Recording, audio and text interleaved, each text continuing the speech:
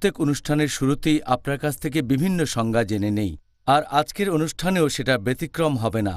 আর তাই আজকের এই অনুষ্ঠানের শুরুতেই আমি আপনার কাছে একটা সংজ্ঞা জানতে চাইব যে এই আরবি শব্দ ইসলাহ এটা কি, বিশেষ করে পবিত্র রমজান মাসের প্রেক্ষাপটে। আলহামদুলিল্লাহ ওয়াসসালাতু ওয়াসসালাম আলা রাসূলিল্লাহ ওয়া আলা আলিহি ওয়া সাহবিহি আজমাইন, আম্মা বাদ।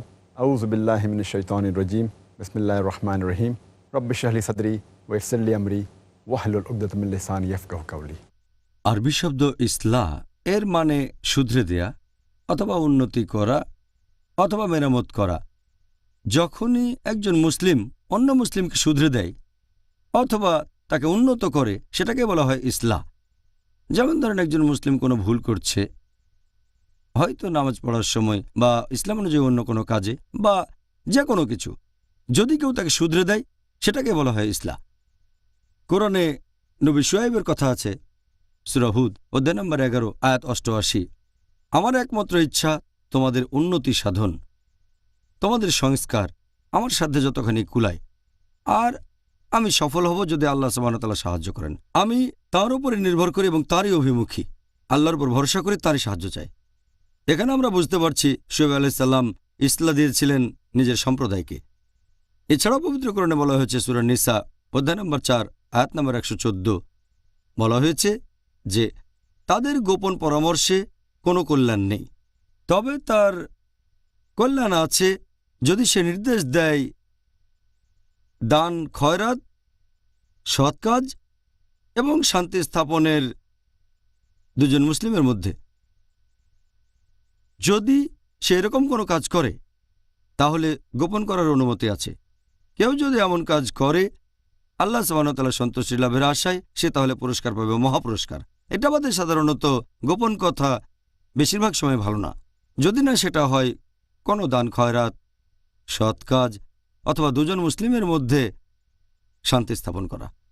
তাহলে আমরা বুঝতে পারছি যে আল্লাহ সুবহানাহু ওয়া তাআলা বলেছেন একজন মুসলিম সবসময় অন্য মুসলিমকে উন্নত করার চেষ্টা করবে, তাকে ইসলাহ দেবে, তাকে শুধরে দেবে। আল্লাহ পবিত্র কোরআনে বলেছেন সূরা আলে ইমরান অধ্যায় নম্বর 3 আয়াত নম্বর 110, কুনতুম খায়রা উম্মাতিন উখরিজাত লিন-নাস। হে মুসলিম, তোমরা মানবজাতির মধ্যে শ্রেষ্ঠ উম্মত হিসেবে আবির্ভূত হয়েছ। আল্লাহ আমাদের সম্মান দিয়েছেন, আর তিনি মুসলিমদের বলেছেন খায়রা উম্মাহ, শ্রেষ্ঠ উম্মত মানবজাতির মধ্যে আবির্ভূত। আল্লাহ আরো বলেছেন তা'মুরুনা বিল মা'রুফি ওয়া তানহাউনা আনিল মুনকার ওয়া তু'মিনুনা বিল্লাহ। তিনি আমাদের শ্রেষ্ঠ উম্মত বলেছেন কারণ আমরা সৎ কাজের নির্দেশ দেব, অসৎ কাজে নিষেধ করব, আল্লাহকে বিশ্বাস করব। যদি সৎ কাজের নির্দেশ না দিই, অসৎ কাজে নিষেধ না করি, তাহলে আমরা খায়রা উম্মাহ বলে ডাকার যোগ্য নই, মুসলিম বলে ডাকার যোগ্য নই। তাহলে প্রত্যেক মুসলিমের দায়িত্ব হচ্ছে আমরা দেব ইসলাহ আর দাওয়া, সেই মুসলিমকে আরো উন্নত করার চেষ্টা করব। একটা হাদিস আছে আমাদের নবী সাল্লাল্লাহু আলাইহি সাল্লামের, এটার উল্লেখ আছে সহিহ মুসলিমে খণ্ড নম্বর 1 বুক অব ফেইথ হাদিস নম্বর 79। আমাদের নবী মুহাম্মদ সাল্লাল্লাহু আলাইহি ওয়াসাল্লাম বলেছেন, যদি মুসলিমের মধ্যে একজনও এমন কাজ হতে দেখে যেটা খুবই ঘৃণ্য, কোনো একটা খারাপ কাজ, তাহলে সে তার হাত দিয়ে থামাবে। যদি হাত দিয়ে থামানোর সামর্থ্য না থাকে তাহলে তার মুখ দিয়ে থামাবে। যদি মুখ দিয়ে থামানোর সামর্থ্য না থাকে তাহলে সে অন্ততপক্ষে মনে মনে ঘৃণা করবে, মনে মনে অভিশাপ দেবে। এটা করলে সে হবে একেবারে নিচু স্তরের মুসলিম। যদি মনে মনে ঘৃণা করেন, মনে মনে অভিশাপ দেন, তাহলে আপনি একেবারে নিচু স্তরের মুমিন।